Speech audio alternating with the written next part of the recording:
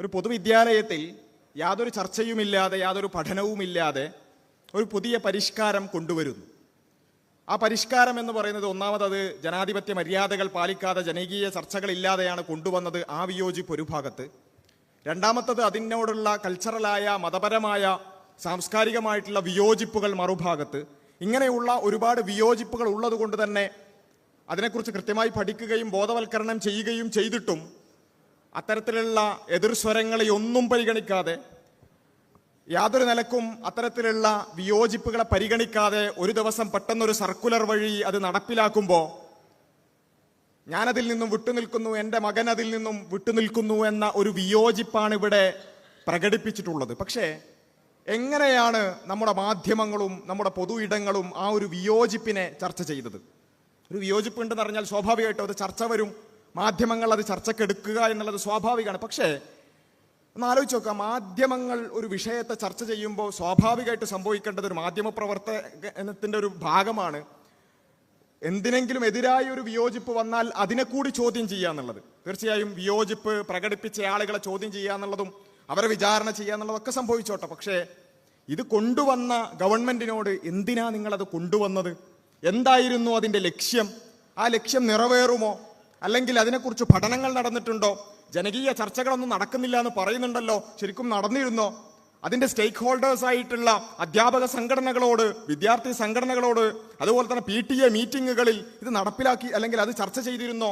ഇങ്ങനെയുള്ള ചോദ്യങ്ങൾ സ്വാഭാവികമായും ഒരു വിഷയം വരുമ്പോൾ ചോദിക്കേണ്ടതല്ല. പക്ഷേ ഒന്ന് ആലോചിച്ച് നോക്കുക, ഇതുമായി ബന്ധപ്പെട്ടുള്ള ചർച്ചകളിൽ എവിടെയെങ്കിലും ഇത്തരമൊരു ചോദ്യം ഗവൺമെന്റിനോട് അല്ലെങ്കിൽ അതിൻ്റെ പ്രതിനിധികളോട് ചോദിക്കുന്ന ഏതെങ്കിലും ഒരു ചോദ്യം നമ്മൾ കണ്ടോ?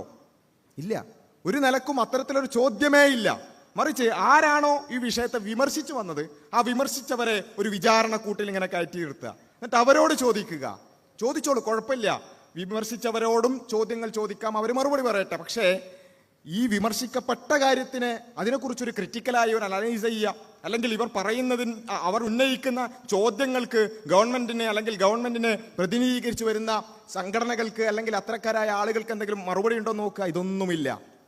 ഇവിടെയാണ് എത്രത്തോളം ബയാസ്ഡ് ആയിട്ടാണ് പലപ്പോഴും ഇത്തരം ചർച്ചകൾ നടക്കുന്നത് എന്നുള്ളത് വളരെ ഗൗരവത്തോടു കൂടി നമ്മൾ മനസ്സിലാക്കേണ്ടത്. ഈ വിഷയത്തെ പല ആംഗിളുകളിലാണ് നമ്മൾ നോക്കിക്കാണേണ്ടത്. ഒന്നാമതായി ഇപ്പോൾ ഇന്ന് ഇത് പറഞ്ഞ ബഹുമാന്യനായ TK അഷ്റഫിനെതിരെ ഒരു നടപടിയുമായി ബന്ധപ്പെട്ടുകൊണ്ടുള്ളൊരു വിഷയം ഉണ്ടായി. അങ്ങനെ ഒരു ന്യൂസ് വന്നപ്പോൾ, അങ്ങനെ ഒരു വാർത്ത വന്നപ്പോൾ എങ്ങനെയാണ് ആ വാർത്ത റിപ്പോർട്ട് ചെയ്യപ്പെടുന്നത്? ഇന്നത്തെ വാർത്തയുടെ ഒരു ചെറിയൊരു ഉദാഹരണം നിങ്ങൾ കണ്ടോളൂ. അദ്ദേഹം അവിടെ അധ്യാപകൻ കൂടിയാണ്. അപ്പോൾ അതുകൂടി കണക്കിലെടുത്ത് ഒരുപക്ഷെ ഒരു സർക്കാർ അധ്യാപകൻ തന്നെ സർക്കാരിന്റെ വിദ്യാഭ്യാസ വകുപ്പിന്റെ ഒരു തീരുമാനത്തിനെതിരെ ഇത്തരത്തിൽ സ്പർദ്ധ ഉണ്ടാക്കുന്ന രീതിയിൽ ഒരു പോസ്റ്റ് ഇട്ടു പ്രചാരണം നടത്തി എന്നതുകൂടി കണക്കിലെടുത്തുകൊണ്ട് ഒരു നീക്കമാണ് നടത്തിയിരിക്കുന്നത് എന്നാണ് നമുക്ക് മനസ്സിലാക്കാൻ കഴിയുന്നത്. സ്പർദ്ധയുണ്ടാക്കുന്ന പോസ്റ്റ്, മതസ്പർദ്ധയുണ്ടാക്കുന്ന പോസ്റ്റ്, ഈ ചർച്ചകളൊക്കെ ആവർത്തിച്ച് കേട്ടൊരു കാര്യം മതസ്പർദ്ധ. ഞാൻ ചോദിക്കുകയാണ്, ഒരു പരിഷ്കാരം വന്നു, ഒരു ഡാൻസ് വന്നു, ആ ഡാൻസിൽ പങ്കെടുക്കാൻ താല്പര്യമില്ല എന്ന് പറഞ്ഞു. ഇതിലെവിടെയാ സ്പർദ്ധ? ഈ ഒരു വിഷയം ഇത് ഇന്നത്തെ ന്യൂസാണ്. ഈ വിഷയം ഉണ്ടായ ദിവസം, അതായത് ഇങ്ങനെ ഒരു പോസ്റ്റ് ഇട്ട് ന്യൂസ് ആയ ദിവസം ഏതാനും മിനിറ്റുകൾക്കുള്ളിൽ ഒരു പ്രതികരണം വരികയാണ്. ആ വിഷയം ഒന്ന് അറ്റ്ലീസ്റ്റ് ആ പോസ്റ്റ് മുഴുവൻ വായിച്ചു തീർക്കാൻ ഒരു 10-15 മിനിറ്റ് എടുക്കും. അതിന് പോലുള്ള സമയമില്ലാതെ പെട്ടെന്നൊരു പ്രതികരണം വരികയാണ്. ആ പ്രതികരണം കേട്ടോളൂ. ഉള്ള അഭിപ്രായ വ്യത്യാസങ്ങൾ അല്ലെങ്കിൽ അഭിപ്രായ വ്യത്യാസം എന്നല്ല ഇതിനെ പറയേണ്ടത്, തീർത്തും അരോചകമായ, തീർത്തും നമ്മളൊന്നും കേൾക്കാൻ ഇഷ്ടപ്പെടാത്ത വാക്കുകൾ കൊണ്ട് ഈ പൊതുവിദ്യാലയങ്ങളുടെ അന്തസ്സിനെ, യശസ്സിനെ കളങ്കപ്പെടുത്തുന്ന തരത്തിലാണ് ഇവരൊക്കെ ഇടപെട്ടുകൊണ്ടിരിക്കുന്നത്. അങ്ങനെയുള്ള ഈ പ്രതികരണം നടത്തുന്ന തീവ്ര ചിന്താഗതിക്കാരെയെല്ലാം അകറ്റി നിർത്തുകയും അവരെയെല്ലാം ഈ പൊതുസമൂഹം തിരിച്ചറിയുകയും. അപ്പോൾ തീവ്ര ചിന്താഗതിക്കാർ കണ്ടില്ലേ? അപ്പൊ ഇന്നത്തെ ന്യൂസും കണ്ടു, തുടങ്ങിയ ദിവസത്തെ ന്യൂസും കണ്ടു. ഇന്ന് പറഞ്ഞ എന്താ? സ്പർദ്ധ ഉണ്ടാക്കുന്ന പോസ്റ്റ്. തുടങ്ങിയ ആ ഒരു വിഷയം എന്താണ്? എന്തിനാ ഇവർ എതിർത്തത്? എന്തിനായിരിക്കും എതിർത്തത്? ഇതൊക്കെ ഒന്ന് അന്വേഷിക്കാൻ വേണ്ട ഒരു മണിക്കൂറെങ്കിലും. അതുപോലും ഇല്ലാതെ ഇത് തീവ്ര ചിന്താഗതിക്കാരുണ്ടാക്കുന്നതാണ്. ഇങ്ങനെ അത് ഉയർത്തിയത് ഒരു മുസ്ലിം വിഭാഗത്തിൽ നിന്നാണ്. ആ നിലക്കുള്ള അല്ലെങ്കിൽ അത്തരത്തിലുള്ള ഒരു സംഘടനയിൽ നിന്നാണ് വന്നത്, അല്ലെങ്കിൽ ഒരു മുസ്ലിം നാമധാരിയാണ് ഇതിനോട് വിയോജിപ്പ് പറഞ്ഞത്. അപ്പോഴേക്ക് തീവ്ര ചിന്താഗതിക്കാർ, അതുപോലെ തന്നെ താലിബാനിസ്റ്റുകൾ, അഫ്ഗാനിസ്ഥാനിലേക്ക് പോകേണ്ടവർ എവിടൊക്കെ എത്തിയത്? ഇവിടെ ഉള്ളൊരു പൊതുവിദ്യാലയത്തിലുള്ള സൂംബനെ എതിർത്തത് അഫ്ഗാനിസ്ഥാനിലും ഇറാനിലും പാകിസ്ഥാനിലും എവിടെയൊക്കെ ചുറ്റിക്കറങ്ങിയിട്ടാണ് വന്നത് എന്നറിയില്ല. എന്തേ ഉണ്ടായിട്ടുള്ളൂ? ഒരു സൂംബയെ എതിർത്തു, ഒരു പരിഷ്കാരം. ആ പരിഷ്കാരത്തെ എതിർക്കുന്നതിനെ നിങ്ങൾ റിഗ്രസീവ് എന്നോ അങ്ങേയറ്റം പിന്നെ പിന്തിരിപ്പെന്നോ ഒക്കെ പറഞ്ഞോളൂ. പക്ഷേ ഈ സാധനം എങ്ങനെയാണ് മതതീവ്രവാദവും വർഗീയതയുമാകുന്നത്? മാത്രമല്ല ഇത് സ്ഥിരമായിട്ടുള്ളൊരു കാര്യമാണ്. ഞാൻ നേരത്തെ പറഞ്ഞല്ലോ, ഇത് ഒരു പ്രക്രിയയാണ്, തുടർന്നു വരുന്ന ഒരു പ്രക്രിയയാണ്. ആദ്യം വന്ന ഈ ജെൻഡർ ന്യൂട്രാലിറ്റി എന്ന് പറഞ്ഞാൽ എന്താ? ഈ പറഞ്ഞ ആൺ പെൺ വേർതിരിവുകളെ അപ്രസക്തമാക്കുന്ന രൂപത്തിലുള്ള ഒരു സാമൂഹിക ക്രമം ഉണ്ടാക്കുക. അതിന്റെ ഭാഗമായിക്കൊണ്ട് സ്വവർഗരതിയും അതുപോലെ തന്നെ ഫ്രീ സെക്സും അത്തരത്തിലുള്ള കാര്യങ്ങളെയെല്ലാം പ്രോത്സാഹിപ്പിക്കുന്ന തരത്തിലുള്ള കാര്യങ്ങൾ ഇവിടേക്ക് കൊണ്ടുവരിക. നമ്മുടെ കരിക്കുലത്തിൽ ഓൾറെഡി അത്തരം കാര്യങ്ങൾ വന്നു. സമദർശൻ എന്ന പേരിൽ സ്വവർഗരതി തെറ്റല്ല എന്ന് പഠിപ്പിക്കുന്ന, നമ്മുടെ മക്കളെ പഠിപ്പിക്കുന്ന ഒരു അവസ്ഥയുണ്ടായി. നമ്മുടെ കുട്ടികളുടെ 9ാം ക്ലാസ്സിലെ ടെക്സ്റ്റ് ബുക്കിൽ ഇതാ ആണ് പെണ്ണ് എന്നുള്ളത് ഒരു ആർജിത പദവിയാണ് എന്ന് പഠിപ്പിക്കുന്ന അവസ്ഥ ഉണ്ടായി. ഇങ്ങനെയുള്ള വളരെ ഗൗരവകരമായിട്ടുള്ള ഒരു വിഷയമാണ് LGBTQ എന്നൊക്കെ പറയുന്ന ഒരു വിഷയമാണിത്. ആ വിഷയത്തെ ഉയർത്തിക്കൊണ്ടുവന്നപ്പോൾ ഇതാ ഇങ്ങനെ ഒരു ചർച്ചയെ ഒന്നും മാനിക്കാതെ, ജനകീയ ചർച്ചകളൊന്നും മാനിക്കാതെ നേരെ കരിക്കുലത്തിലേക്ക് ഇത് കൊണ്ടുവരുന്നുണ്ട് എന്ന് പറഞ്ഞുകൊണ്ട് അതിനോടുള്ള വിയോജിപ്പുകൾ പ്രകടിപ്പിച്ചപ്പോൾ നിങ്ങൾ നേരത്തെ കേട്ടത് തന്നെയാണ്, ഒന്നുകൂടി ഇതിന്റെ തുടർച്ചയ്ക്ക് വേണ്ടി കേൾക്കുക. അങ്ങനെ ജെൻഡർ ന്യൂട്രാലിറ്റിനെ എതിർത്തപ്പോൾ എന്താ സംഭവിച്ചെന്ന് കേട്ടോളൂ. ജെൻഡർ ന്യൂട്രാലിറ്റി, ജെൻഡർ ഈക്വാലിറ്റി എന്നൊന്നും പറയുന്നത് മുസ്ലിം ലീഗിനെ സംബന്ധിച്ചും താലിബാനിസ്റ്റുകളെ സംബന്ധിച്ചും സ്വീകാര്യമായിട്ടുള്ള കാര്യമല്ല എന്ന് നമ്മുടെ നാട്ടിലെല്ലാവർക്കും അറിയാവുന്ന ഒരു കാര്യം. ആണോ? ജെൻഡർ ന്യൂട്രാലിറ്റിനെ എടുത്തിടത്താൽ എന്തായി? താലിബാനിസ്റ്റായി. ബഹുമാനായ ISMന്റെ പ്രതിനിധി ഒരു ചാനൽ ചർച്ചയിൽ പോയതാണ്, മുസ്തഫ തൻവീർ. അദ്ദേഹം എന്തായി? താലിബാനിസ്റ്റായി. എന്തേ സംഭവിച്ചിട്ടുള്ളൂ? ജെൻഡർ ന്യൂട്രാലിറ്റി എതിർത്തു. ആൺ പെൺ വേർതിരിവുകളെ അപ്രസക്തമാക്കുന്ന രൂപത്തിലുള്ള ഒരു സാമൂഹിക ക്രമം അത് നല്ലതല്ല, അത് സമൂഹത്തിന് ദോഷകരമാണ് എന്ന ഒരു ബൗദ്ധികമായ ഒരു പൊസിഷൻ, ഇന്റലക്ച്വൽ പൊസിഷൻ എടുത്തതിന്റെ പേരിൽ, അത് ചാനലിൽ പോയി റെപ്രസെന്റ് ചെയ്തതിന്റെ പേരിൽ താലിബാനിസ്റ്റായി. ഇപ്പൊ എന്താ സംഭവിച്ചത്? അതേ കാര്യം തന്നെ. സൂംബ എന്ന് പറയുന്ന ഒരു കാര്യത്തിനെ എതിർത്തപ്പോ അത് താലിബാനിസമായി, അതുപോലെ തന്നെ എക്സ്ട്രീമിസമായി, ഭീകരവാദമായി, മതസ്പർദ്ധയായി. ഇവിടെ ഞങ്ങൾക്ക് ചോദിക്കാനുള്ള ഒരു ചോദ്യം, ഒന്നാമതായി എല്ലാ ഇത്തരത്തിലുള്ള പ്രചാരണങ്ങൾ നടത്തുന്ന എല്ലാവരോടുമായി ഞങ്ങൾ ചോദിക്കുകയാണ്. എല്ലാ മാധ്യമങ്ങളെയും ഞങ്ങൾ അടച്ചാക്ഷേപിക്കുന്നില്ല, വളരെ മാന്യമായി ഈ വിഷയങ്ങളെ കൈകാര്യം ചെയ്തവരുണ്ട്. പക്ഷേ ചില ആളുകളെങ്കിലും മതസ്പർദ്ധ വളർത്തുന്നു, മതസ്പർദ്ധയുണ്ടാക്കുന്നു, അതിനുവേണ്ടി പറയുന്നു എന്നൊക്കെ പറയുന്ന ആളുകളോട് ബഹുമാന്യനായ കോൺഗ്രസിന്റെ ഒരു നേതാവ് അഡ്വക്കേറ്റ് അനൂപ് VR പറഞ്ഞ, ഫേസ്ബുക്കിൽ എഴുതിയ പോസ്റ്റ് നിങ്ങൾക്ക് കാണാൻ സാധിക്കും. അദ്ദേഹം പറഞ്ഞ വെല്ലുവിളി തന്നെയാണ് ഞങ്ങൾക്ക് ആവർത്തിക്കാനുള്ളത്. ഇതാ ഈ വിഷയം ഒരാഴ്ചയായി കേരളീയ പൊതുമണ്ഡലത്തിൽ ചർച്ച ചെയ്യപ്പെട്ടുകൊണ്ടിരിക്കുകയാണ്.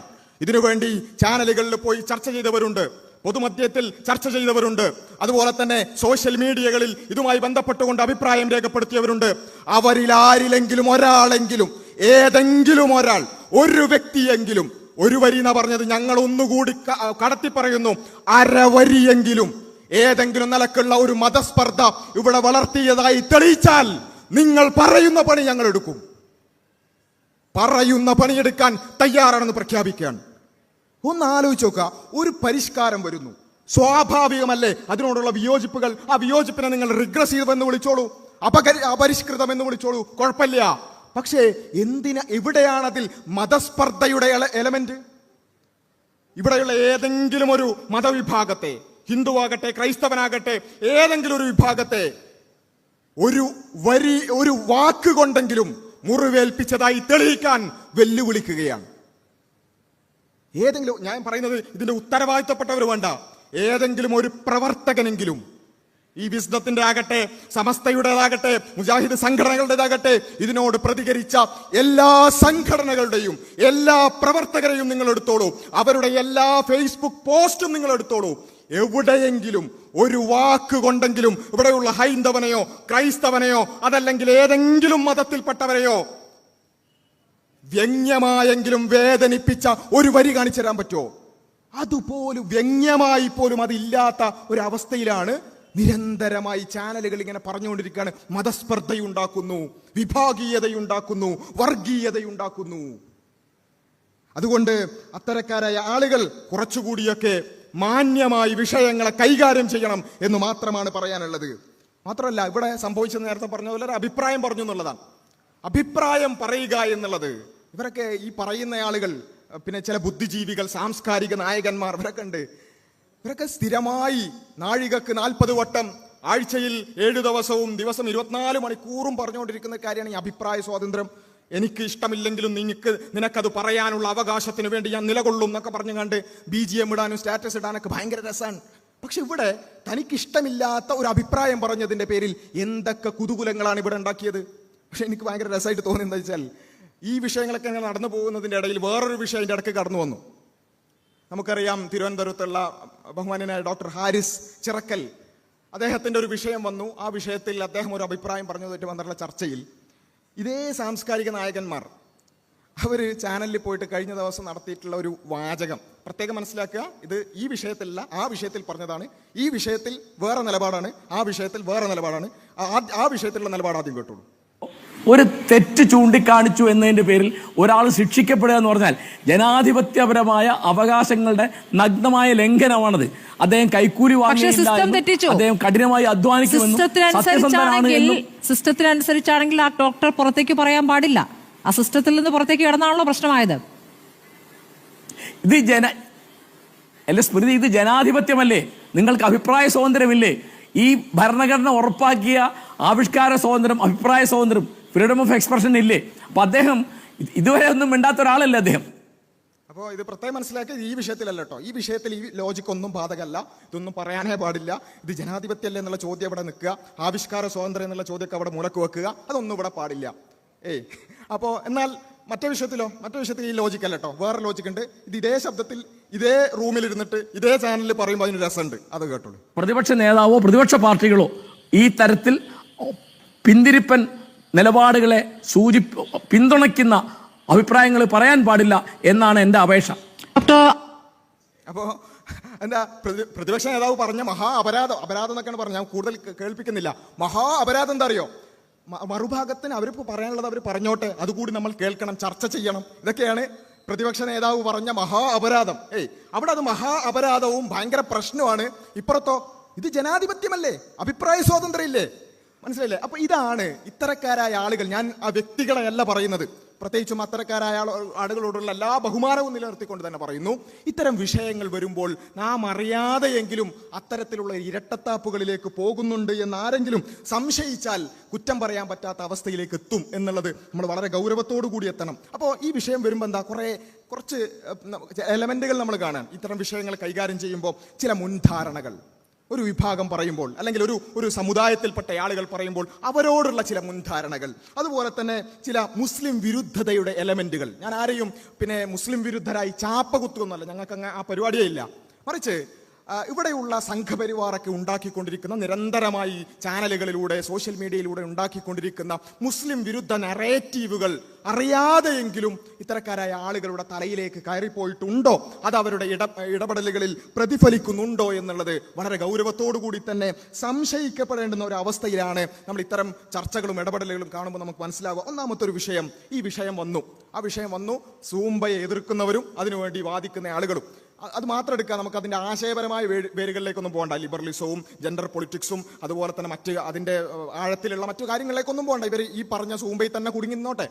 എന്നാലെങ്കിലും ഒരു വിഷയം ചർച്ച ചെയ്യുമ്പോൾ അതിൻ്റെ മെറിറ്റിൽ ചർച്ച ചെയ്യണ്ടേ? സൂംബയെക്കുറിച്ച് ചർച്ച ചെയ്താൽ എന്തിനെക്കുറിച്ച് ചർച്ച ചെയ്യേണ്ടത്? സൂമിനെ കുറിച്ച് ചർച്ച ചെയ്യണം. അതിനപ്പുറത്തേക്ക് പലപ്പോഴും എന്താണ് നമ്മുടെ ചർച്ചകളിൽ വരുന്നൊരു കാര്യം, അവിടെ ഈ ഉയർത്തിക്കൊണ്ടുവന്നത് പ്രധാനമായിട്ടും മുസ്ലിങ്ങളാണെന്നുള്ളത് കൊണ്ട് അവരെ ആക്രമിക്കുക, ഇസ്ലാമിനെ ആക്രമിക്കുക, മുസ്ലിങ്ങളെ ആക്രമിക്കുക, സാമുദായികമായി അവരെ പ്രതിസ്ഥാനത്ത് നിർത്തുക, അവരെ കുറച്ചൊരു ഇന്റലക്ച്വലി ലോവർ പൊസിഷനിൽ നിൽക്കുന്നവരാണ് എന്ന രൂപത്തിലുള്ള ഒരു നറേറ്റീവ് ഉണ്ടാക്കുക എന്നുള്ളതാണ് വളരെ ഗൗരവകരമായി ഇവരുടെ സംസാരത്തിലൂടെ ഇവരറിയാതെ ആയിരിക്കാം ചെയ്തുകൊണ്ടിരിക്കുന്നത്. ഇപ്പൊ നമ്മൾ സൂംബയുമായി ബന്ധപ്പെട്ടുള്ള ചർച്ചയ്ക്ക് പോയി.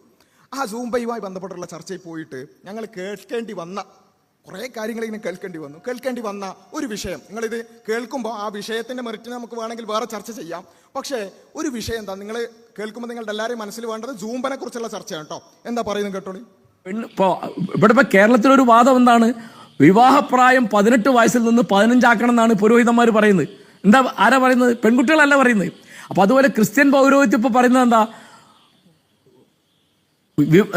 സന്താന നിയന്ത്രണം പാടില്ല.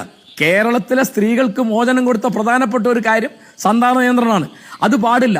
കൂടുതൽ പ്രസവിക്കുന്ന കുടുംബത്തിന് സമ്മാനം കൊടുക്കാൻ നടക്കുകയാണ് കത്തോലിക്ക പുരോഹിതന്മാർ, ആളെണ്ണം കൂട്ടാൻ വേണ്ടിയിട്ട്. അത് മുസ്ലിം പൗരോഹിത്യം നേരത്തെ ഉള്ളതാണ്, സന്താന നിയന്ത്രണം അവരെതിരാണ്. 1970 എന്തൊരു ബഹളമായിരുന്നു കേരളത്തിലെ ക്രിസ്ത്യൻ മുസ്ലിം പള്ളികളിൽ നിന്ന്. എനിക്ക് നല്ല ഓർമ്മയുണ്ട്, ഞാനിന്ന് ഡിഗ്രിക്ക് പഠിക്കുകയാണ്. അതൊക്കെ ഇപ്പോൾ പോയി. അപ്പോൾ ഇതും സൂംബയും തമ്മിൽ എന്താ ബന്ധം? സന്താന നിയന്ത്രണവും സൂംബയും തമ്മിൽ എന്താ ബന്ധം? ഇരുന്ന് കേൾക്കേണ്ടി വരികയാണേ. ഇതിൽ വേറെ ഒരു കാര്യം എന്താ വെച്ചാൽ, സൂംബയെക്കുറിച്ച് ചർച്ച ചെയ്യാൻ പോയിട്ട് സൂംബനെ കുറിച്ച് നമ്മളെന്തെങ്കിലും പറഞ്ഞാൽ അപ്പം ഒന്ന് കഴിഞ്ഞ് രണ്ടാമത്തേൽ ഇടപെടും. എല്ലാവരും അല്ല, ചില ആളുകളെങ്കിലും പെട്ടെന്ന് ഇടപെട്ട് അതൊന്നും പൂർത്തിയാക്കാൻ പോലും സംഭവിക്കില്ല. ഇവിടെ സന്താന നിയന്ത്രണത്തിന്റെ കഥയും അത് ക്രൈസ്തവ പൗരോഹിത്യം എങ്ങനെ എടുത്തു, മുസ്ലിം പൗരോഹിത്യം എങ്ങനെ എടുത്തു, അങ്ങനെ ഇങ്ങനെ എല്ലാ കഥകളും ഇങ്ങനെ ഇരുന്ന് കേൾക്കുക. അതിൽ ഇതിനിടയിൽ ഇത് സൂംബനെ കുറിച്ചാണ് കേട്ടോ ചർച്ച എന്ന് ഓർമ്മിപ്പിക്കാനെങ്കിലും ഒന്ന് ഇടപെടുക, അതും ഇല്ല. ഇതിൽ വേറൊരു വിഷയം എന്താ വെച്ചാൽ, ഇത് പറയുന്ന ബുദ്ധിജീവികളാണെങ്കിലും അവർ വലിയ രൂപത്തിലുള്ള ഇന്റലക്ച്വൽ കപ്പാസിറ്റികളൊക്കെ ഉള്ള ആളുകളാണെങ്കിലും അവരെ സംബന്ധിച്ചിടത്തോളം ഒരു 20-ാം നൂറ്റാണ്ടിൽ നിന്ന് വണ്ടി കിട്ടാത്ത അല്ലെങ്കിൽ അതിൽ നിന്ന് ഇങ്ങനെ പുറത്തു വരാത്തതിൻ്റെ ഒരു പ്രശ്നം അവർക്ക് അവരുടെ സംസാരങ്ങളിലൊക്കെ പലപ്പോഴും ഉണ്ട്. ഇവരിപ്പോഴും സന്താന നിയന്ത്രണത്തിൻ്റെ പ്രശ്നം അതിൻ്റെ മാഹാത്മ്യമാണ് പറഞ്ഞുകൊണ്ടിരിക്കുന്നത്. ലോകം ഇപ്പോൾ ഈ പോപ്പുലേഷൻ ക്രൈസിസ് എന്ന് പറഞ്ഞുകൊണ്ട്, മുമ്പൊക്കെ നമ്മൾ പിന്നെ സ്കൂളിലൊക്കെ പഠിച്ചിരുന്നത് പോപ്പുലേഷൻ കൂടിയാലുള്ള കുഴപ്പങ്ങളെ കുറിച്ച് കുറെ കേട്ടിട്ടുണ്ടാവും അല്ലെ, മാൽത്തൂസിന്റെ സിദ്ധാന്തം എന്നൊക്കെ പറഞ്ഞിട്ട്. ഇപ്പം ലോകം ചർച്ച ചെയ്തുകൊണ്ടിരിക്കുന്നത് പോപ്പുലേഷൻ കൊളാപ്സിനെ പറ്റിയാണ്.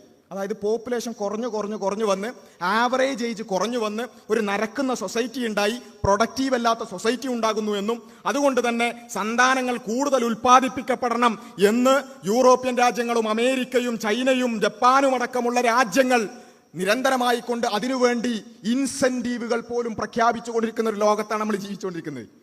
ആ സമയത്താണ് ഇയാൾ സന്താന നിയന്ത്രണത്തിന്റെ മഹാത്മ്യം പറയുന്നത്. അപ്ഡേറ്റഡ് ആവാത്തതിന് കുഴപ്പമായിരിക്കും, നമ്മളതിനെ കുറ്റം പറയുന്നില്ല. പക്ഷെ അതൊക്കെ എടുത്തിട്ട് സൂംബയിൽ പറയേണ്ട കാര്യമുള്ളത്. പിന്നെ വേറെ ഞാൻ ആ ചർച്ചയിൽ പങ്കെടുത്തു. ഞാനിങ്ങനെ ഒരു പ്രായമുള്ള ഒരാളുടെ അടുത്ത് പോയിട്ട് ഇങ്ങനെ കഥ കേൾക്കുന്ന ഒരു അവസ്ഥയായിരുന്നു എനിക്കുണ്ടായിരുന്നത്. അദ്ദേഹം കുട്ടിക്കാലത്തുള്ള കുറേ അനുഭവങ്ങളൊക്കെ പറയുന്നു. ഇതിനൊക്കെ സൂംബയായിട്ട് എന്താ ബന്ധം എന്നൊക്കെ അറിയില്ല. ആ കഥ നമുക്ക് കേൾക്കാം. എൻ്റെയൊക്കെ കുട്ടിക്കാലത്ത് മദ്രസയിൽ അറിയോ, പെൺകുട്ടികൾക്ക്, ഞാൻ സുന്നി മദ്രസയിൽ പഠിച്ച ആളാണ്. ഞാൻ 1962 ഞാൻ 5ാം തരം പരീക്ഷ പാസ്സാകുമ്പോൾ എൻ്റെ കൂടെ പഠിക്കുന്ന പെൺകുട്ടികൾക്ക് പരീക്ഷ എഴുതാൻ പാടില്ല, എഴുത്ത് പഠിക്കാൻ ഹറാമാണ്. അങ്ങനെ ഇവർ പണ്ട് ഹറാമാക്കി എന്തെല്ലാം ഹലാലായി. 1985 40 കൊല്ലം മുമ്പ് ഫറോക്കിലൊരു പള്ളിയിലെ ഇമാമിന് ജോലി നഷ്ടപ്പെട്ടത്. അപ്പോൾ കുട്ടിക്കാലത്തുള്ള എഴുത്തിന്റെ കഥയും അതുപോലെ തന്നെ മദ്രസയിലുള്ള കഥയ്ക്ക് ഇങ്ങനെ പറയാം. ഇതൊരു സൂംബേറ്റ് എന്താ ബന്ധം? സൂംബേറ്റ് ഇതും കുട്ടിക്കാലത്തെ കഥയും തമ്മിൽ എന്താ ബന്ധം? അത് ചോദിക്കാൻ പോലും ആങ്കർ തയ്യാറാവുന്നില്ല. എന്നിട്ടോ ഞങ്ങൾ തിരിച്ചു പറയാണ്, ഇദ്ദേഹം ഇങ്ങനെ ഒരു കാര്യം ഉദ്ധരിച്ചിട്ടുണ്ട്, ഇവിടെ ഫിഖ് ചർച്ച ചെയ്യേണ്ട വിഷയമല്ല, ഇവിടെ പിന്നെ കേരളീയ പൊതുസമൂഹത്തിൽ എഴുത്തുമായി ബന്ധപ്പെട്ടുകൊണ്ട്, ഇംഗ്ലീഷ് വിദ്യാഭ്യാസവുമായി ബന്ധപ്പെട്ടുകൊണ്ട് അതിനെ മുസ്ലിം സമൂഹത്തിൽ അത് പഠിപ്പിച്ചത് ഖുർആനും ഹദീസും ഉദ്ധരിച്ചുകൊണ്ടാണ് എന്നൊക്കെ നമ്മൾ പറയും. അപ്പോഴത്തേക്ക് ഇടപെടും. അത് പറയാൻ പാടില്ല, മറ്റേ കഥക്ക് ഇരുന്ന് കേൾക്കുക. ഇത് ഒരാൾ മാത്രമല്ല കേട്ടോ, ഒരു ചർച്ചയിൽ മാത്രമല്ല, ഇത് നിരന്തരമായിട്ട് കാണാൻ. വേറൊരു ചർച്ചയിലും ഇതേപോലെ പറഞ്ഞപ്പോൾ ഞാൻ അവസാനം ഒരു ഗതികെട്ടിട്ട് ചോദിച്ചു, ഇത് ഈ പറഞ്ഞ എഴുത്തിൻ്റെ കഥയും ഇംഗ്ലീഷ് വിദ്യാഭ്യാസത്തിൻ്റെ കഥയൊക്കെ ഇങ്ങനെ പറയുമ്പം തിരിച്ച് ഞങ്ങൾക്ക് ചിലപ്പോൾ ഈ കമ്പ്യൂട്ടറിൻ്റെ കഥയും അതുപോലെ തന്നെ ഗെയിലിൻ്റെ കഥയും അതുപോലെയുള്ള കാര്യങ്ങളൊക്കെ ഞങ്ങൾക്ക് ഓർമ്മ വന്നാൽ ഞങ്ങളെ കുറ്റം പറയാൻ പറ്റൂലല്ലോ. അങ്ങനെ ഞങ്ങൾക്ക് ഓർമ്മ വന്നുപോയി. സൂംബ വിഷയത്തിൽ പോയിട്ട് ഈ എഴുത്ത് പഠനവും ഇംഗ്ലീഷ് വിദ്യാഭ്യാസമൊക്കെ ഇങ്ങനെ കുറേ കേട്ട് ഞാൻ അവസാനം കമ്പ്യൂട്ടർ സമരത്തിനെ കുറിച്ച് അങ്ങോട്ട് ചോദിക്കാൻ ശ്രമിച്ചപ്പോൾ കൃത്യമായി ഇടപെടൽ വന്നു. പൂർത്തിയാക്കട്ടെ. പിന്നെ നേരത്തെ SFIന്റെ ആള് പിന്നെ ഇംഗ്ലീഷിനകത്തിന് വിദ്യാഭ്യാസത്തിനൊക്കെ പറഞ്ഞു. ഇവിടെ കമ്പ്യൂട്ടർ സമരത്തിനെ കുറിച്ചൊക്കെ ഞാൻ പറഞ്ഞാൽ അത് പ്രയാസമാകുന്നതോട് ഞാൻ സമയത്തിന്റെ വിഷയം കൊണ്ടാണ് ബാസിൽ ഇതിന് പ്രധാനപ്പെട്ട കാര്യം. ഒരു സ്കൂളിൽ നടന്ന കാര്യങ്ങൾ നിങ്ങൾ അതിനുശേഷം കുട്ടികളോട് ചോദിച്ചിരുന്നോ? നിങ്ങൾ ആ സ്കൂളുമായിട്ട് കൺസേൺ ചെയ്തിരുന്നോ? ഏതെങ്കിലും സ്കൂളിൽ ഇത് നിർബന്ധപൂർവ്വം നടത്തിയോ? പറയാം, പക്ഷേ പറഞ്ഞു അതല്ലാത്ത വിഷയങ്ങൾ പറയരുത്. നേരത്തെ SFI നേതാവ് ഇവിടെയുള്ള മുസ്ലിങ്ങളെ മൊത്തത്തിൽ കൊച്ചാക്കിക്കൊണ്ട് സ്ത്രീ വിദ്യാഭ്യാസവും ഇംഗ്ലീഷൊക്കെ പറഞ്ഞപ്പോൾ ഇടപെടാത്ത ആള് ഈ കമ്പ്യൂട്ടർ സമരവും ട്രാക്ടർ സമരവും ഗെയിൽ സമരവും ഒക്കെ പറയുമ്പോൾ ഇടപെടുന്നത് ആ ഒരു അസഹിഷ്ണുത മാറ്റുന്നത് നല്ലതാണ് എന്നുള്ളതാണ്. നേരത്തെ രാഹുൽ ഈശ്വറിനോടും അതേ അസഹിഷ്ണുത കണ്ടു. അപ്പോൾ ഈ സ്ത്രീ വിദ്യാഭ്യാസവും ഇംഗ്ലീഷ് വിദ്യാഭ്യാസമൊക്കെയാണ് സൂംബ ചർച്ചയിൽ. പിന്നെ വേറൊരു ചർച്ചയിൽ പോയപ്പോൾ വേറെ കഥ കേട്ടു. അത് നിക്കാഹിന്റെ കഥയായിരുന്നു. ആലോചിച്ച് നോക്കണം, ഗതികേട് നോക്കണം. ഒരു വിഷയവുമായി ബന്ധപ്പെട്ടുകൊണ്ട് ചർച്ചക്ക് പോവുക, എന്നിട്ട് ആ വിഷയവുമായി ഒരു പുലബന്ധം പോലും ഇല്ലാത്ത കുറെ കഥകൾ ഇങ്ങനെ കേൾക്കുക. നിക്കാഹിന്റെ കഥ കേട്ടോളൂ. ഞാൻ അതിൽ ചോദിച്ചു, ഇതിന്റെ ഇടയിൽ ഇതും സൂംബയും തമ്മിൽ എന്താ ബന്ധം എന്നും കൂടി ചോദിക്കുന്നുണ്ട്. മാർച്ച് 8 ഞാനും എൻ്റെ പാർട്ട്ണറും കൂടി ഞങ്ങളുടെ നിക്കാഹ് വീണ്ടും രജിസ്റ്റർ ചെയ്യുന്ന ഒരു സാഹചര്യം ഉണ്ടായി. അതിനുശേഷം എല്ലാ ദിവസവും എനിക്ക് ഫോൺ കോളാണെന്നേ, എല്ലാ ദിവസവും മെസ്സേജാ, എങ്ങനെയാണ് ഞങ്ങളുടെ വിവാഹം വീണ്ടും രജിസ്റ്റർ ചെയ്യാൻ കഴിയുക? എന്തിനാ? അവരുടെ പെമ്മക്കൾക്ക് ആമക്കളെ പോലെ തുല്യത സമൂഹത്തിൽ ലഭിക്കാൻ അവരുടെ ആഗ്രഹമാണ്. ഈ തുല്യതക്കെതിരെയുള്ള പോരാട്ടമാണ് ഈ പിന്തിരിപ്പന്മാർ നടത്തുന്നത്. ഇതിനെതിരെ പോരാടുക എന്നുള്ളത് കേരള സമൂഹം മുഴുവനും ഈ ഗവൺമെന്റ് കൂടെയുണ്ട്. VD സതീശൻ എന്ത് നിലപാടെടുത്താലും ഏതാണ് നിങ്ങൾ എല്ലാ കാര്യത്തിലും നിങ്ങൾ സ്ത്രീ പുരുഷ സമത്വത്തിനെതിരാണ്.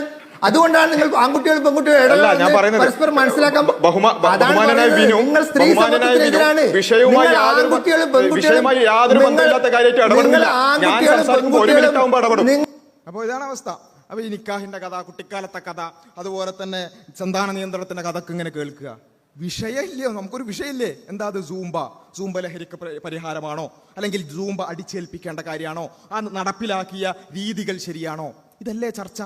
ഈ ചർച്ചക്കപ്പുറത്തേക്ക് ഇങ്ങനെയുള്ള കാര്യങ്ങൾ ഒരു സമുദായവുമായി ബന്ധപ്പെട്ടുകൊണ്ട്, ഒരു മതവിശ്വാസവുമായി ബന്ധപ്പെട്ടുകൊണ്ട് വളരെ വലിയ തെറ്റിദ്ധാരണകൾ ഉണ്ടാക്കാൻ അവസരമുണ്ടാക്കി കൊടുക്കുന്ന അവസ്ഥയിലേക്ക് ബോധപൂർവമായിക്കൊള്ളണമെന്നില്ല, ഞാൻ അങ്ങനെ ആക്ഷേപിക്കുന്നില്ല. പക്ഷേ ആ രൂപത്തിലേക്കാണ് പലപ്പോഴും മാധ്യമ പ്രവർത്തകരുടെ ചർച്ചകൾ പോകുന്നത് എന്നുള്ളത് നമ്മൾ മനസ്സിലാക്കണം. അത് ഒരു എലമെന്റ്. രണ്ടാമത്തെ ഒരു കാര്യം, എന്ത് വിഷയം ഉണ്ടെങ്കിലും ഇസ്ലാമുമായിട്ട് ബന്ധപ്പെട്ടുള്ളതാണ് നേരെ സ്ത്രീയിലേക്ക് കളി. നേരത്തെ അത് കാണിച്ചിരുന്നു. അതിന്റെ ചെറിയൊരു ഭാഗം മാത്രം നിങ്ങൾ കേട്ടോളൂ. എന്നിട്ടും സൂംബയ്ക്കെതിരെ ഉറഞ്ഞുതുള്ളാൻ ഇത്തരം മതമൗലികവാദികളെ പ്രേരിപ്പിക്കുന്നത് എന്തായിരിക്കും? പെൺകുട്ടികൾ ശരീരം അനക്കാതെ, വീട് വിട്ടിറങ്ങാതെ, തങ്ങളുടെ ആജ്ഞപ്രകാരം മാത്രം ജീവിക്കേണ്ടവർ. അപ്പോ സ്ത്രീകൾ, പെൺകുട്ടികൾ, ഇതിലെവിടെ പെൺകുട്ടികളുടെ വിഷയം പ്രത്യേകമായിട്ട് വരുന്നത്? സൂംബയെ എതിർക്കുക എന്ന് പറയുന്നത് പെൺകുട്ടികൾ കളിക്കരുത് എന്നാണോ എഴുതി വെച്ചിട്ടുള്ളത്? അല്ലല്ലോ. സൂംബയുമായി ബന്ധപ്പെട്ടുള്ള വിയോജിപ്പ് അതിന്റെ കൾച്ചറൽ എലമെന്റുകളോടാണ്. ആ എലമെന്റുകൾ, അതിനോടുള്ള വിയോജിപ്പുകൾ അത് ആൺകുട്ടി കളിച്ചാലും പെൺകുട്ടി കളിച്ചാലും ഉണ്ട്. പക്ഷേ മുസ്ലിങ്ങളാണ് അത് ഉയർത്തുന്നത് എന്നുള്ളത് കൊണ്ട് ഇതിൽ പെൺകുട്ടികൾ വേറൊരു ചർച്ചയിലും കേട്ടു, അത് പ്രതികരിക്കാൻ ശ്രമിച്ചിരുന്നു. കേട്ടോ, മതത്തിന്റെ പേരിൽ ഒരു ഇസ്ലാം വിരുദ്ധത മനുഷ്യർക്ക് വിളമ്പാൻ വേണ്ടി മാത്രം ഇങ്ങനെ ഒരു വിവാദം ഉണ്ടാക്കി.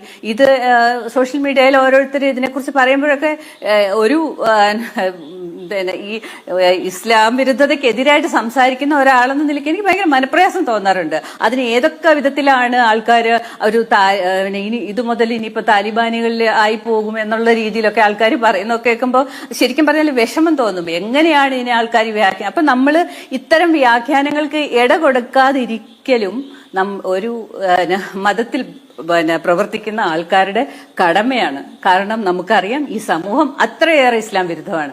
അപ്പോഴാണ് ഇത്തരം കാര്യങ്ങൾ കൊണ്ടുവന്ന് സ്ത്രീകൾ, കാരണം സ്ത്രീകൾക്ക് എതിരാണല്ലോ ഈ ഒരു കാര്യം, സ്ത്രീകളെ എതിരിൽ നിർത്തുന്ന ഒരു കാര്യമാണ്. അപ്പൊ അതിനെതിരായിട്ട് ഇവർ സംസാരിക്കുമ്പോൾ ഉള്ള പ്രശ്നം എന്താണ്? ഇതിനെയും നമ്മുടെ ഇസ്ലാം വിരുദ്ധത ബൂസ്റ്റ് ചെയ്യാൻ, എൻഡോഴ്സ് ചെയ്യാൻ വേണ്ടി ഇവർ ഉപയോഗിക്കുക ചെയ്യുന്നത്.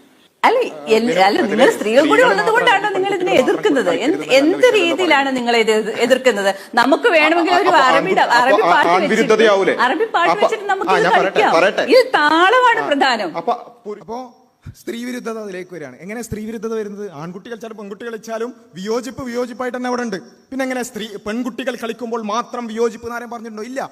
അവിടേക്കൊക്കെ ഈ മതവുമായി ബന്ധപ്പെട്ടുകൊണ്ട്, ഇസ്ലാമുമായി ബന്ധപ്പെട്ടുകൊണ്ടുള്ള ഇവരുടെ ഈ മുൻധാരണ തള്ളിക്കയറ്റുക, അതിന് വേദിയൊരുക്കുക എന്നുള്ളതാണ്. ആൺകുട്ടികൾ കളിക്കുന്നതിനെ എതിർക്കുന്നതാണ്. അപ്പൊ പുരുഷവിരുദ്ധതയും കൂടി ആവുമോ? അത് ഞാൻ ചോദിച്ചു. പക്ഷേ അവിടെയൊക്കെ അത്തരത്തിലുള്ള ചോദ്യങ്ങളോ അത്തരത്തിലുള്ള ചിന്തകൾ പോലും പോകാത്ത രൂപത്തിലേക്ക് നമ്മളങ്ങനെ കുടുസായി പോകരുത് എന്നുള്ളതാണ് ഏറ്റവും പ്രധാനമായിട്ട് പറയാനുള്ളത്. പിന്നെ വേറെ രൂപത്തിൽ കുറച്ചും കൂടിയൊക്കെ മുന്നോട്ട് പോകുമ്പോൾ വളരെ വേദനയോടുകൂടിയാണ് പറയുന്നത്. എല്ലാവരെയും അടച്ചാക്ഷേപിക്കുകയല്ല. ചില ഇടതു പ്രതിനിധികൾ, പിന്നെ ചില പാർട്ടികളുടെ ഔദ്യോഗിക പ്രതിനിധികൾ തന്നെ സംസാരിച്ചതിൽ അതവരുടെ ഔദ്യോഗിക നയമല്ലായിരിക്കാം എന്ന് തന്നെയാണ് ഞാൻ വിചാരിക്കുന്നത്.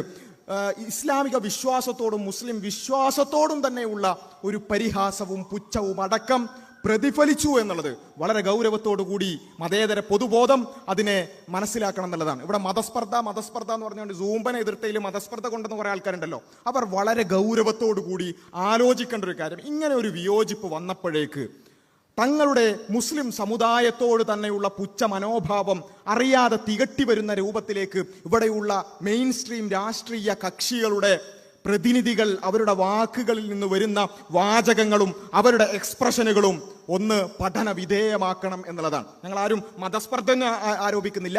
പക്ഷേ അറ്റ്ലീസ്റ്റ് ആ മനസ്സൊന്ന് ശുദ്ധമാക്കാനുള്ളൊരു പ്രക്രിയയെങ്കിലും നടത്തണം എന്നുള്ളതാണ്. സൂംബയുമായി ബന്ധപ്പെട്ടുള്ള ചർച്ചയ്ക്ക് പോയപ്പോൾ ഒരു ഇടത് പ്രതിനിധി ചോദിച്ചൊരു കാര്യം, നിങ്ങളുടെ ഖുർആനിൽ അല്ലെങ്കിൽ നിങ്ങളുടെ മുസ്ലിം വിശ്വാസത്തിൽ ഭൂമി ഉരുണ്ടതാണോ പരന്നതാണോ എന്ന് പറയ്. ആ പുച്ഛം നോക്കണം, ആ പരിഹാസം നോക്കണം. ഇത് ഈ വിഷയം ഉയർത്തിക്കൊണ്ടുവന്ന വിസ്ഡം ഇസ്ലാമിക് ഓർഗനൈസേഷനോ അല്ലെങ്കിൽ അതിൻ്റെ കൂടെ നിന്ന സമസ്തയാകട്ടെ, മുജാഹിദ് സംഘടനകളാകട്ടെ, ഏതെങ്കിലും സംഘടനയല്ല. മുസ്ലിം വിശ്വാസത്തിൽ ഭൂമി ഉരുണ്ടതോ പരന്നതോ എന്നുള്ളതാണ് ചോദ്യം. ആ ചോദ്യം ഇടയിൽ കയറിക്കൊണ്ടാണ് ചോദിക്കുന്നത്. അത്ര ക്ലിയർ ആയിരിക്കില്ല, പക്ഷെ എന്നാലും കേട്ടോളൂ.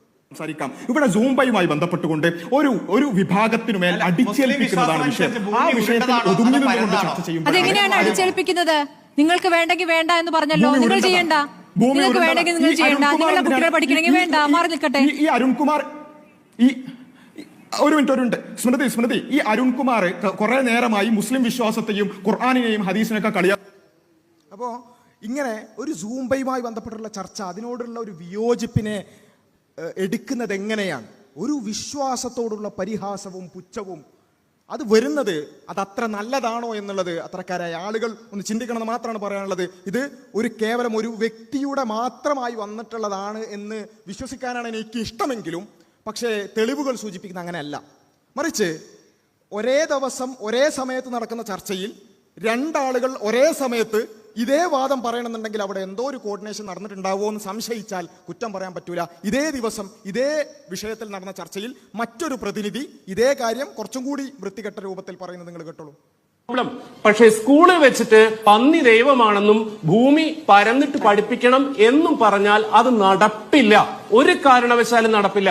പിന്നെ അപ്പോ ഇതേ ദിവസം നടന്ന ചർച്ചയിൽ അപ്പുറത്തെന്താണ് ഭൂമി പറയുന്നതാണ് പന്നി ദൈവമാണെന്ന്, പന്നി ദൈവമാണെന്ന് അറിയാത്തതുകൊണ്ടായിരിക്കും. പക്ഷെ ഞാൻ പറയുന്നത് ഇങ്ങനെ ഇത്തരത്തിലുള്ള, അതായത് ഇവിടെയുള്ള അറ്റ്ലീസ്റ്റ് ഒരു 10-25% ഇവിടെ മുസ്ലിങ്ങൾ ഉണ്ടാവുമല്ലോ, ലക്ഷക്കണക്കിന് മുസ്ലിങ്ങളുടെ ഇടയിലൊക്കെ ജീവിക്കുന്ന ആളല്ലേ.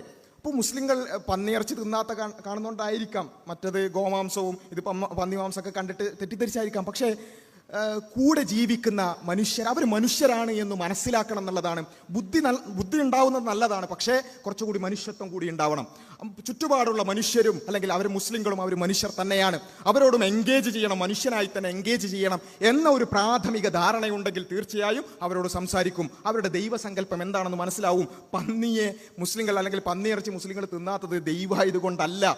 മുസ്ലിങ്ങൾ വിശ്വസിക്കുന്നത് പന്നിയുടെ സട്ടാവിനെയാണ് ആരാധിക്കേണ്ടത്, പിന്നെ അതുപോലെ തന്നെ പശുവിൻ്റെ സട്ടാവിനെയാണ് ആരാധിക്കേണ്ടത് എന്നു മാത്രമല്ല, മുഹമ്മദ് നബി സല്ലല്ലാഹു അലൈഹി വസല്ലമിൻ്റെ, യേശുവിൻ്റെ, ശ്രീരാമൻ്റെ സട്ടാവിനെയാണ് ആരാധിക്കേണ്ടത് എന്ന മുസ്ലിങ്ങൾ ഏറ്റവും ലളിതമായി, ഇത് ഞാൻ പറയുന്നത് കൂടുതൽ ഫിഖും അല്ലെ തസ്വീറൊക്കെ ചർച്ച ചെയ്തുകൊണ്ടാണ് പറയുന്നത്, ഫിഖിലേക്കൊന്നും പോകണ്ട, അറ്റ്ലീസ്റ്റ് മുസ്ലിങ്ങളുടെ ദൈവസങ്കല്പം എന്താണ് എന്നുള്ളതിനെ പറ്റി പോലും ധാരണയില്ലാതെ ഖുർആനിൽ ഭൂമി പരന്നതാണെന്ന് പറഞ്ഞു എന്ന ഒരു ക്യാപ്സൂളും കൊണ്ട് ഒരേ സമയത്ത് ഒന്നിലധികം ആളുകൾ ചാനലുകളിൽ പോയിട്ട് വിശ്വാസത്തിനെതിരായ യുദ്ധപ്രഖ്യാപനം നടത്തുമ്പോൾ നിങ്ങൾക്ക് ആ വിഷയം ചർച്ച ചെയ്യാൻ ഞങ്ങൾ തയ്യാറാണ്. തീർച്ചയായും ഇത്തരത്തിലുള്ള ആളുകളോട് ഞങ്ങൾ പറയുന്നു, ഇന്റലക്ച്വലി പ്രമാണങ്ങൾ വെച്ചുകൊണ്ട്, ഖുർആൻ ഉദ്ധരിച്ചുകൊണ്ട്, തഫ്സീറുകൾ വെച്ചുകൊണ്ട് ഭൂമി ഖുർആനിൽ ഉരുണ്ടതോ പരന്നതോ എന്ന് നിങ്ങളെ ബോധ്യപ്പെടുത്തി തരാൻ അല്ലെങ്കിൽ നിങ്ങൾക്കത് പറഞ്ഞു തരാൻ ഞങ്ങൾക്ക് സന്തോഷം മാത്രമേ ഉള്ളൂ. പക്ഷേ അത്തരത്തിലുള്ള മുൻധാരണകൾ വെച്ചിട്ട് അതുമായി യാതൊരു ബന്ധവുമില്ലാത്ത വിഷയങ്ങളിൽ വന്നിട്ട് പുച്ഛവും പരിഹാസവും വിതറുമ്പോൾ ഇവിടെയുള്ള പൊതുസമൂഹം വിലയിരുത്തും എന്ന് മാത്രമാണ് പറയാനുള്ളത്. പൊതുസമൂഹം വിലയിരുത്തും അത് എന്ന് മാത്രമാണ് പറയാനുള്ളത്. ഇങ്ങനെയുള്ള കുറച്ച് നെറേറ്റീവുകൾ ഇതിൻ്റെ ഭാഗമായിട്ട് തന്നെയാണ് നമ്മളിപ്പോൾ ഈ വിഷയത്തെ ഉയർത്തിക്കൊണ്ടുവന്ന എന്താ, സൂംബ എന്ന് പറയുന്നത് ലഹരിക്കെതിരെ ഒരു പരിഹാരമല്ല. ഇതാണ് നമ്മൾ പറഞ്ഞത്, ലഹരിക്കെതിരെ പരിഹാരമല്ല, അതിനോട് മതപരമായ വിയോജിപ്പുകളുണ്ട്, അതിൽ നിന്ന് ഞങ്ങൾ മാറി നിൽക്കുന്നു എന്നതിന് അതിൻ്റെ അർത്ഥം എന്താ, നമ്മൾ ലഹരിക്ക് വേണ്ടി വാദിക്കുന്നു എന്നാണോ? ഒരു ചാനലിൽ പറഞ്ഞൊരു കാര്യം എന്താ വെച്ചാൽ, ലഹരിക്കെതിരായ പ്രവർത്തനങ്ങൾക്ക് തുരങ്കം വെക്കാനാണ് നമ്മളിത് കൊണ്ടുവരുന്നതെന്നാണ്. ലഹരിക്കെതിരായ നിങ്ങളുടെ ഒരു പരിപാടി പറയാമോ ഡോക്ടർ അബ്ദുൽ ബാസിൽ? ഞാൻ നേരത്തെയും ചോദിച്ചു, സ്കൂൾ കുട്ടികൾ ലഹരിയിൽ പെട്ടുപോകാതിരിക്കാൻ നിങ്ങളുടെ ഒരു പരിപാടി പറയാമോ? അല്ല, ഞാൻ പറയട്ടെ, ഈ തുരങ്കം വെക്കലല്ലാതെ ഏതെങ്കിലും ഒരു പരിപാടി ഉണ്ടോ? അപ്പോ അതിൽ കൂടുതൽ വിശദീകരിക്കുന്നത് ലഹരിക്കെതിരായ പ്രോഗ്രാമുകൾക്ക് അല്ലെങ്കിൽ അത്തരത്തിലുള്ള നീക്കങ്ങൾക്ക് തുരങ്കം വെക്കാനാണ് നിങ്ങൾ ലഹരിക്കെതിരെ എന്ത് ചെയ്തു എന്നുള്ളതൊക്കെയാണ് വെല്ലുവിളി. നമ്മൾ പറഞ്ഞു ഇവിടെ ഏറ്റവും പ്രധാനമായിട്ടും ആരോടാണ് നിങ്ങൾ ചോദിക്കുന്നത് എന്നുള്ളതിനെ കുറിച്ച് ധാരണ വേണം. മുസ്ലിങ്ങളെ ആ പ്രതിസ്ഥാനത്ത് നിർത്തിക്കൊണ്ടാണല്ലോ ചോദിക്കുന്നത്. മുസ്ലിങ്ങൾ എന്ന് പറയുന്നത് ലോകത്ത് മദ്യനിരോധനം എന്ന് പറയുന്നത് പ്രാക്ടിക്കലി പോസിബിളാക്കിയ ഒരു സമൂഹമുണ്ടെങ്കിൽ അത് ഇസ്ലാമിക സമൂഹമാണ് എന്ന് തല ഉയർത്തിപ്പിടിച്ചുകൊണ്ട് സധൈര്യം പറയാൻ സാധിക്കുന്ന ഒരു വിശ്വാസികളെ മുൻനിർത്തിക്കൊണ്ടാണ് ഈ ചോദ്യം ചോദിക്കുന്നത്. ഇനി വിസ്ഡത്തെയാണ് ഉദ്ദേശിക്കുന്നതെന്നുണ്ടെങ്കിൽ നമ്മൾ നേരത്തെ വിശദീകരിച്ചു, ഞാൻ ആവർത്തിക്കുന്നില്ല. 30,000-ഓളം വിദ്യാർത്ഥികളെ ഒരുമിച്ച് കൂട്ടിക്കൊണ്ട് ഒരിക്കലും തൊടില്ല ഞാൻ ലഹരിയെ എന്ന് പ്രഖ്യാപിച്ച, അങ്ങനെ കേവലം ഒരു പാട്ടിൽ ഒതുക്കുകയല്ല, മറിച്ച് നിരന്തരമായ ബോധവൽക്കരണങ്ങളിലൂടെ കലാലയങ്ങളിലേക്ക് ഇറങ്ങിച്ചെന്നുകൊണ്ട്, ക്യാമ്പസ് ഡിബേറ്റുകൾ നടത്തിക്കൊണ്ട്, സ്ട്രീറ്റ് ലോഗുകൾ നടത്തിക്കൊണ്ട് ലഹരിക്കെതിരെ നിരന്തരമായി പോരാടിക്കൊണ്ടിരിക്കുന്ന, ഏതുവരെ ചോദിച്ചാൽ മുഖ്യമന്ത്രി വിളിച്ച മീറ്റിംഗിൽ പോയി കൃത്യമായ പഠനങ്ങൾ നടത്തിക്കൊണ്ട് ലഹരിക്കെതിരെ നമുക്ക് എന്ത് ചെയ്യാൻ സാധിക്കുമെന്ന് സർക്കാരിന് ഒരു ഡോക്യുമെന്റ് സമർപ്പിച്ചവരാണ് വിസ്ഡം സ്റ്റുഡൻസ് എന്ന് പറയുന്നത്. അങ്ങനെയുള്ള നമ്മളെ വിളിച്ചിട്ട്, അല്ലെങ്കിൽ വിശ്വാസികളെ മൊത്തത്തിലാണെങ്കിൽ അവരെ നോക്കിക്കൊണ്ട് ഈ പുച്ഛവും പരിഹാസവും വാരി വിതറുമ്പോൾ നിങ്ങളുടെ മുൻധാരണയാണ് അവിടെ പ്രതിഫലിക്കുന്നത് എന്നുള്ളതിനെ കുറിച്ചൊരു ധാരണ വേണം. അത് ആളുകൾ വിലയിരുത്തും. ഇത് മാത്രമാണ് പറയാനുള്ളത്. പിന്നുള്ളത് എന്താ വെച്ചാൽ ഈ ഒരു ചിന്താഗതിയുടെ ഭാഗമായി തന്നെയാണ് മുസ്ലിങ്ങൾ. അവരൊരു ഇന്റലക്ച്വലി ഇൻഫീരിയർ ആയ ഒരു കമ്മ്യൂണിറ്റിയാണ്. അവർക്ക് ഈ സാംബയും സൂംബയും പോലും തിരിച്ചറിയാൻ പറ്റാത്ത ഭയങ്കര ഇന്റലക്ച്വൽസും ഭയങ്കര മാധ്യമ ധാർമ്മികതയും മീഡിയ എത്തിക്സും ഒക്കെ നിരന്തരം പ്രഘോഷിക്കുന്ന ആളുകളാണ് ഈ പറയുന്നത്. മുസ്ലിങ്ങൾക്ക് അവർക്ക് ഈ സാംബയും സൂംബയൊക്കെ സ്പെല്ലിങ് തെറ്റിപ്പോയതായിരിക്കാം. വലിയ ആർഗ്യുമെന്റ് ആയിട്ട് പറയാൻ ഒരു ചർച്ചക്കടയിൽ ഞാൻ ചോദിച്ചു, ശരിക്കും ഈ പറയുന്ന ലിബറലുകളെ സംബന്ധിച്ചിടത്തോളം ഈ സാംബയും സൂംബയും മാറിപ്പോയി എന്നുള്ള പരിഹാസം മാറ്റി വെച്ചിട്ട് ഇനി ഈ സാംബ തന്നെയാണെങ്കിൽ എന്താ പ്രശ്നം? സാംബ ആണെങ്കിൽ എന്താ പ്രശ്നം? ഞാൻ ചോദിച്ചു. ആ ചോദ്യത്തിനുള്ള മറുപടിയും കേട്ടുള്ളൂ. സാമ്പെന്തോ മോശാണോ? പിന്നെ സാമ്പക്ക് എന്താ കുഴപ്പം? നിങ്ങൾ പറയുന്ന വെച്ചാൽ ആ സാമ്പെന്തോ മോശാണോ? സാമ്പക്ക് പ്രശ്നമുണ്ടോ? സ്മൃതിയുടെയും എനിക്ക് ഒന്നും പ്രശ്നമല്ല. നിങ്ങളെ സംബന്ധിച്ച് സൂംബയും സാംബയും തമ്മിൽ വ്യത്യാസം നിങ്ങൾക്ക് അറിയാമോ എന്നായിരിക്കും ചോദിച്ചിട്ടുണ്ടാവുക അരുൺകുമാർ. എനിക്കിത് രണ്ടും പ്രശ്നമല്ല. സാമ്പയായിരിക്കും എന്ന് പറഞ്ഞ് പരിഹസിച്ചുകൊണ്ടാണ് പറയുന്നത്. സ്കൂള് ഒന്നും പ്രശ്നമാവില്ല. അതാണ് നിങ്ങളുടെ പ്രശ്നം. അതായത് നിങ്ങളെ സംബന്ധിച്ചിടത്തോളം സംസ്കാരം വിഷയമല്ല. കാരണം നിങ്ങൾ അതുകൊണ്ട് ഗ്രഹിക്കുന്ന അരുൺകുമാറിന് പ്രശ്നമുണ്ടോ? അരുൺകുമാറിന് സാമ്പ പ്രശ്നമുണ്ടോ? നിങ്ങളുടെ ഔദ്യോഗിക എനിക്കൊന്നും പ്രശ്നമില്ല. ഇതിനൊക്കെ ആസ്വദിക്കുന്ന ആളാണ് ഞാൻ. ആസ്വദിക്കുന്ന ആളാണ്. അതാണ്, അത്രേ ഉള്ളൂ. ഇപ്പൊ ഈ പറയുന്ന കേട്ടാത്തൊന്നും ഇപ്പൊ സാമ്പയും സോമ്പി മാറിപ്പോയതാണോ? ഈ മാറിപ്പോയതാണെന്ന് വിചാരിക്കുക. സാമ്പയാണെങ്കിൽ എന്താ കുഴപ്പം? ഇവരുടെ ലോകവീക്ഷണ പ്രകാരം സാമ്പയാണെങ്കിൽ എന്താ പ്രശ്നം ചോദിക്കുമ്പോൾ അത് കുഴപ്പമില്ല. അപ്പൊ ഞാൻ പറയുന്നത് ഇവിടെയാണ് നമ്മൾ വളരെ ഗൗരവത്തോടു കൂടി ഇവരുടെ ഈ മുസ്ലിം സമൂഹത്തോടുള്ള സമുദായത്തോടുള്ള ആ ചിന്താഗതി ഇതിൽ നിന്ന് വ്യക്തമാണ്. ഇവർക്ക് അതൊന്നും മനസ്സിലാവാത്ത, ഒരു സ്പെല്ലിങ് പോലും തെറ്റിപ്പോകുന്ന, അല്ലെങ്കിൽ അതിന്റെ പേരിൽ ഒരു സ്പെല്ലിങ് തെറ്റിയിട്ട് വിവാദം ഉണ്ടാക്കുന്ന ടൈപ്പ് അത്രേ ഉള്ളൂ എന്ന ആ ഒരു വരേണ്യത വളരെ കൃത്യമായി കൊണ്ട് വാചകങ്ങളിൽ നിയലിക്കുന്നുണ്ട് എന്നുള്ളത് ഒരു ഭാഗത്ത്. രണ്ടാമത്തത്, ഈ ലിബറലുകളെ സംബന്ധിച്ചിടത്തോളം ഇവരുടെ ധാർമ്മികതയുടെ അടിസ്ഥാനം കൃത്യമായി മനസ്സിലാക്കുന്ന ഒരു കാര്യമാണ്. അതായത് ഇവർ പൊതുവെ ഈ സാമ്പ സൂമ്പ പ്രശ്നം ഉണ്ടാക്കുമ്പോൾ ഇവർ വിചാരിക്കുന്നത് വെച്ചാൽ സാമ്പയിൽ കുറച്ചും കൂടി എക്സ്പ്ലിസിറ്റ്ലി എന്ത് ചെയ്യുന്നുണ്ട്, ശരീരം പ്രദർശിപ്പിക്കുന്നുണ്ട്. അതുകൊണ്ട് അതല്ല ഉദ്ദേശിക്കുന്നത്. അപ്പോൾ ഈ സാമ്പ പ്രശ്നമാണ് എന്ന പൊതുബോധത്തിൽ നിന്നുകൊണ്ടാണ് ഇവർ ഈ കാര്യം പറയുന്നത്. പക്ഷെ അവരോട് നമ്മൾ കൃത്യമായിട്ട് ചോദിച്ചു, ശരിക്കും നിങ്ങൾക്ക് നിങ്ങളുടെ ധാർമ്മികത പ്രകാരം, നിങ്ങളുടെ ധാർമ്മികതയുടെ അടിസ്ഥാനങ്ങൾ പ്രകാരം സാമ്പ പ്രശ്നമാകുമോ? ഒരിക്കലും പ്രശ്നമാവാൻ പറ്റൂല. ആണെന്ന് പറഞ്ഞിരുന്നെങ്കിൽ ബാക്കി ചോദിക്കാനുള്ള ചോദ്യങ്ങളൊക്കെ നമ്മുടെ കയ്യിലുണ്ടായിരുന്നു. പക്ഷേ അത് വളരെ സത്യസന്ധമായിട്ട് പറഞ്ഞു, സാമ്പയും പ്രശ്നമല്ല. കാരണം എന്താ, ഇവരെ സംബന്ധിച്ചിടത്തോളം ഇവർക്ക് ധാർമ്മികത, സംസ്കാരം ഇങ്ങനെ പറഞ്ഞൊരു സംഭവം ഇല്ല. സദാചാരം പടിക്ക് പുറത്ത് എന്ന് കേരളത്തിലെ ക്യാമ്പസുകളിൽ ഫ്ലെക്സ് ബോർഡ് ഉയർന്ന നാടാണല്ലോ ഇത്. അത്തരക്കാരായ ആളുകളോടാണല്ലോ നമ്മൾ ഇത് ചോദിക്കുന്നത്. സദാചാരം എന്ന് പറയുന്നത്, നല്ല നടപ്പ് എന്ന് പറയുന്നത്, ധാർമ്മികത എന്ന് പറയുന്നത് ഒരു അശ്ലീലമായി കാണുന്ന ആളുകളെ സംബന്ധിച്ചിടത്തോളം സാമ്പയാണെങ്കിലും സൂമ്പയാണെങ്കിലും അവർക്കൊരു പ്രശ്നമല്ല. കാരണം എന്താ, അവരെ സംബന്ധിച്ചിടത്തോളം അവർക്ക് തോന്നിയതുപോലെ ജീവിക്കുക എന്നതാണ് അവരുടെ അടിസ്ഥാന ആശയം എന്ന് പറയുന്നത്. ഹാം പ്രിൻസിപ്പിൾ വെച്ചുകൊണ്ട് മറ്റൊരാളെ ഉപദ്രവിക്കാത്തിടത്തോളം കാലം എന്തും ചെയ്യാന്ന് പറയുന്നവർക്ക് സാമ്പയും സൂമ്പയും ഇനി അതിനപ്പുറത്തുള്ള വല്ലതും ഉണ്ടെങ്കിൽ അതും കളിക്കുന്നതിന് യാതൊരു പ്രശ്നം ഉണ്ടാവില്ല. വളരെ ജെന്യൂൻ ആയിട്ടാണ് അവർ പറഞ്ഞത്, ഒരു കുഴപ്പമില്ല. ഇനി വേറൊന്നുകൂടി ചിന്തിക്കുക, ഇനി സാമ്പ വന്നാൽ നമ്മുടെ ക്യാമ്പസുകളിലേക്ക് കുറച്ചും കൂടി ഒക്കെ പുരോഗമനം മുന്നോട്ട് പോയതിനു ശേഷം സാമ്പ വന്നാൽ നമ്മൾ ഇതുപോലെ എന്ത് ചെയ്യും? ധാർമ്മികതയ്ക്ക് വേണ്ടി ശബ്ദിക്കുന്ന ആളുകൾ, അതുപോലെ തന്നെ സംസ്കാരത്തിന് വേണ്ടി ശബ്ദിക്കുന്ന ആളുകൾ അതിനെതിരെ രംഗത്ത് വരും. ഞാനും എൻ്റെ മകനും പങ്കെടുക്കൂല എന്ന് പറയും.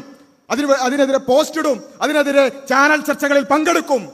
അന്നും ഇവർ ചോദിക്കുന്നതായിരിക്കും ഇതേ ചോദ്യം തന്നെ ആയിരിക്കും, നിങ്ങൾക്കൊരു പുരോഗമനം വരുമ്പോഴേക്ക് എന്താണ് പ്രശ്നം? സാമ്പക്ക് എന്താ കുഴപ്പം?